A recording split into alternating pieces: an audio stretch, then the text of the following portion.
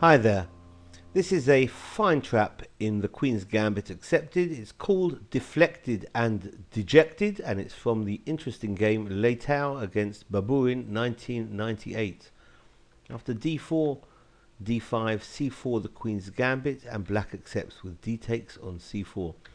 e3, and the bishop wants the pawn back straight away, and black plays e6, giving back the pawn. After bishop takes on c4, and black hits back at the center with the common move c5, white develops with knight f3, and black plays another traditional typical move in the Queen's Gambit, a6, preparing b5. And after white castles a knight f6 and knight c3, now black launches the offensive on the Queen's side with b5. The bishop drops back to b3, and black plays bishop b7. So we've seen this position many times before. After queen e2, another common theme, vacating the d1 square for the rook. Knight b d7 is develops and shuts off the d file.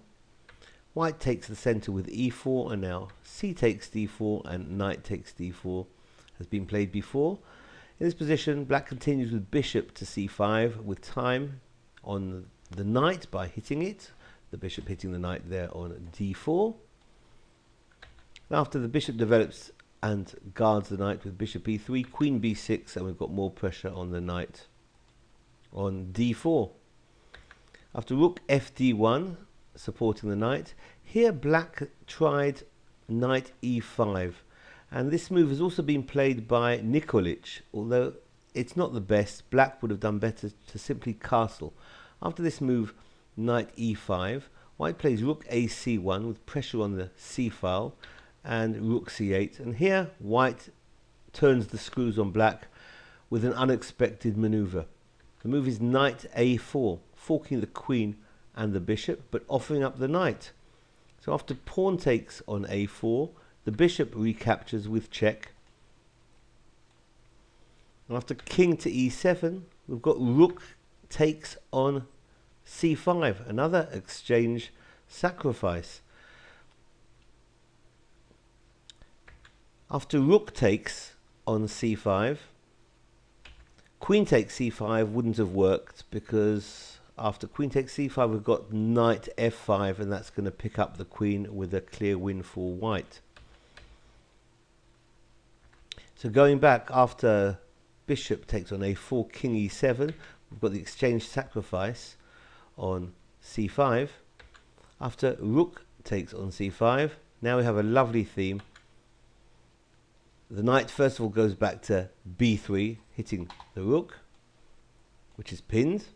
And black would do best here to play knight takes on e4. That would be black's best shot, with close to equality, although a definite initiative still for white.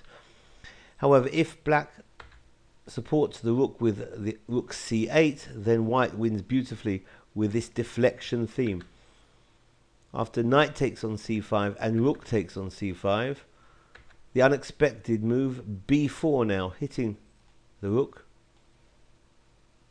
but the queen can capture on b4. So after queen takes on b4, white continues with queen d2. It's a lovely move. It threatens mate on d8.